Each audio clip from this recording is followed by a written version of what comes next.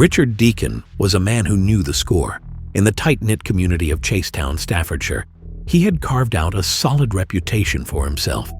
To the casual observer, he seemed like a successful businessman. But in the shadowy underworld, whispers about Deacon's true nature were hard to ignore. He wasn't one to flaunt his wealth, yet people spoke of his connections, hinting that he moved in circles far beyond the realm of an ordinary entrepreneur. Living well, perhaps better than most in Chasetown, his lifestyle drew attention. His home and the way he carried himself sparked curiosity.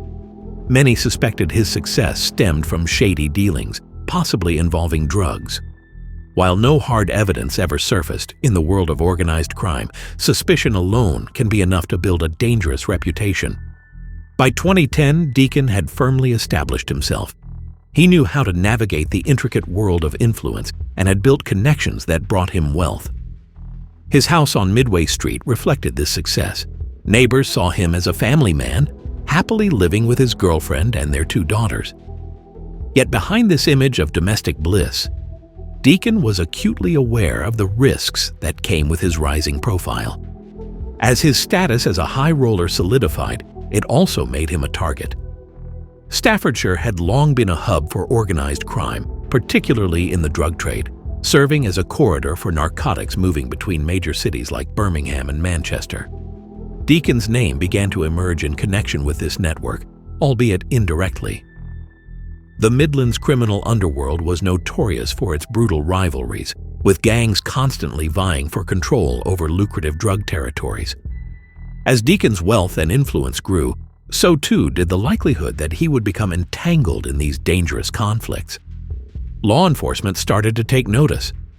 Police believed that Deacon's success had potentially put him on the radar of rival gangs and individuals eager to exert control over his operations. Even with a seemingly legitimate front, it was thought that Deacon's growing association with known criminals could attract unwanted attention. The underworld was knocking on his door, and tensions were brewing.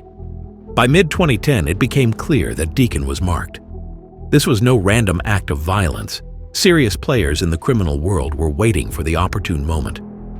His rise had drawn too much attention, a mistake in this dangerous game where respect is often enforced through violence. The hit wasn't rushed, it was meticulously planned. The person chosen for the task was David Harrison, a hired gun with a reputation for carrying out such jobs. Harrison was no novice. He had connections that enabled him to get the job done. For weeks, he mapped out Deacon's daily routines, monitoring his movements closely. Every detail on his door, and tensions were brewing. By mid-2010, it became clear that Deacon was marked. This was no random act of violence. Serious players in the criminal world were waiting for the opportune moment. His rise had drawn too much attention, a mistake in this dangerous game where respect is often enforced through violence. The hit wasn't rushed, it was meticulously planned. The person chosen for the task was David Harrison, a hired gun with a reputation for carrying out such jobs. Harrison was no novice. He had connections that enabled him to get the job done. For weeks, he mapped out Deacon's daily routines, monitoring his movements closely. Every detail from the time of day to the layout of the house was studied and memorized. They knew precisely when Deacon would be at home and when his guard would be down. The setup was perfect. All that remained was to pull the trigger. On the morning of July 5, 2010, Richard Deacon was at home in Chasetown, Staffordshire. Around 8:30 a.m., he lay in bed, unaware of the danger that was about to unfold. Outside, a black Vauxhall Corsa pulled up, and a man dressed in dark clothing, wearing a balaclava and blue latex gloves, emerged. That man was David Harrison, the hired hitman. Harrison moved through the garden and entered the property with ease, having watched Deacon for weeks. This was a carefully orchestrated execution. Armed with a sawn-off shotgun, he made his way through the house silently. There were no signs of struggle. Deacon never stood a chance. As Harrison entered the bedroom, the murder was swift and efficient. Multiple shots were fired at point-blank range into Deacon's chest, killing him instantly. The sawn-off shotgun was chosen for its effectiveness at close range. ensuring that the job was done right the first time. Harrison didn't linger. He exited the house as calmly as he had entered. The entire act took mere minutes. Meanwhile, neighbors who had witnessed Harrison entering the home quickly dialed the police.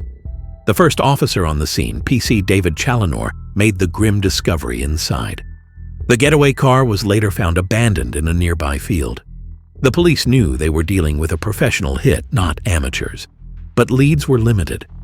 As the investigation kicked off, the focus soon shifted to David Harrison, the man who had pulled the trigger. Despite the careful planning that had gone into the hit, it was not the crime scene itself that would break the case open, but rather the connections that law enforcement had already established regarding Deacon's associations. In December 2010, the murder case featured prominently on an episode of BBC's Crime Watch. The show played a crucial role in the investigation by broadcasting CCTV footage of the hitman entering and leaving Deacon's home. This footage became key in identifying Harrison as the gunman and generated new leads for investigators. During the Crime Watch appeal, a $20,000 reward was offered for information leading to the capture of those involved, leading to a critical breakthrough. Alan Cash, a former criminal associate of Harrison, recognized him from the footage broadcast on the program. His identification was based on Harrison's build and posture, as well as a unique detail. The balaclava he wore had a mouthpiece sewn shut, a trademark used by Harrison to conceal his missing teeth. The episode generated multiple tips and significantly contributed to Harrison's eventual arrest in June 2011. Without the exposure from Crime Watch, the investigation might have stalled, as police had few solid leads at that point. Harrison's arrest didn't happen overnight. He went into hiding, fully aware that his name would surface as the investigation progressed. For months, he managed to evade capture. But the net began to tighten as police tracked down those connected to the planning and execution of the hit. When police searched Harrison's van, they discovered blue latex gloves strikingly similar to those worn by the gunman in the CCTV footage. In his home in Folds Hill, police found a cache of items including wigs, masks, and nearly $26,000 in cash. It wasn't just Harrison's ability to carry out the murder that drew attention. It was the network of people surrounding him, the quiet discussions and arrangements made in the lead-up to the hit. Eventually, Harrison was arrested and charged with Deacon's murder, but the pressing question remained: who ordered the hit? The manhunt had captured the triggerman, but those pulling the strings remained untouched. Investigators turned their attention to John Anslow, a notorious drug kingpin from Tipton. Anslow was no stranger to the criminal world. He had earned a reputation as one of the most powerful figures in the regional drug trade, known for his involvement in large-scale drug trafficking operations. His name carried weight in the Midlands, commanding both respect and fear. In January 2012, Anslow made headlines in an audacious escape that sounded straight out of a film. He was one of the UK's most notorious drug kingpins at the time, facing serious charges related to a $10 million drug ring.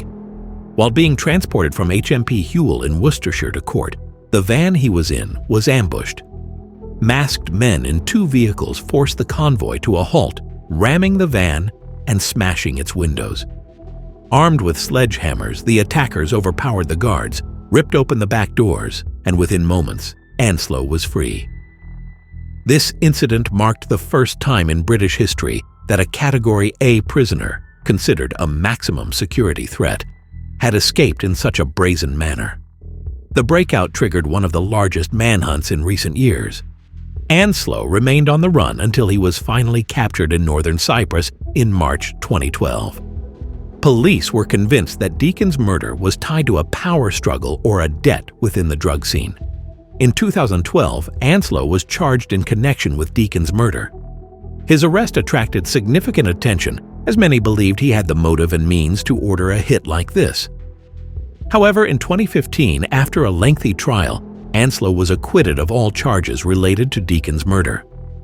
The court found insufficient evidence to prove his involvement beyond a reasonable doubt. Despite police suspicions, Anslow walked free, and no one else has ever been charged with orchestrating the hit. The police ultimately closed the case, stating they weren't looking for anyone else in connection with Deacon's murder. To this day, the identity of those who pulled the strings behind Deacon's execution remains a mystery. While Harrison serves a life sentence for carrying out the murder, the individuals who ordered it continue to operate undisturbed. In December 2012, David Harrison and Daryl Dickens stood trial for Richard Deacon's murder at Birmingham Crown Court.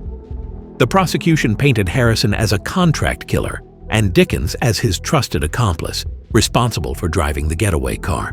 Both men, hailing from Bilston, faced a jury that was presented with compelling evidence linking them to the hit on Deacon. Harrison, a career criminal with a history of violence and weapons charges, was identified as the man who shot Deacon multiple times as the victim lay defenseless in bed moments after Deacon's fiancée left to take their daughters to school.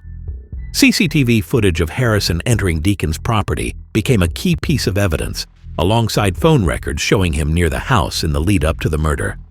Daryl Dickens was named as the getaway driver. The prosecution argued that Dickens scouted the location with Harrison in the weeks prior to the murder. A black Vauxhall Corsa used during the hit and later discarded was traced back to the duo, and Dickens's connection to the car, along with his appearance in the CCTV footage, solidified the case against him. Throughout the 6-week trial, both men maintained their innocence, but the jury wasn't swayed. Harrison was sentenced to life imprisonment, with a minimum term of 37 years. Dickens, deemed an inferior participant but still culpable due to his role in the planning and execution of the crime, received a life sentence with a minimum of 30 years.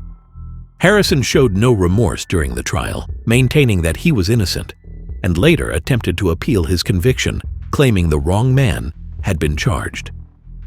Dickens also launched appeals, arguing that his identification as the driver was flawed, but these attempts ultimately failed. While it may have seemed that justice had been served for Deacon's family, there were no celebrations. They consistently maintained that Richard was not involved in the underworld. His mother, Carol Deacon, publicly stated that her son was a hard-working man who didn't deserve such a tragic fate.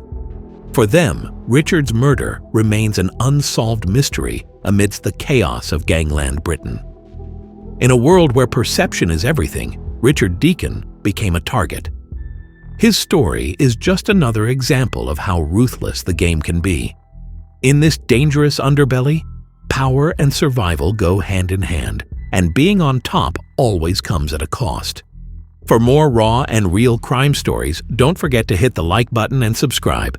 Until the next episode, stay alert and stay safe.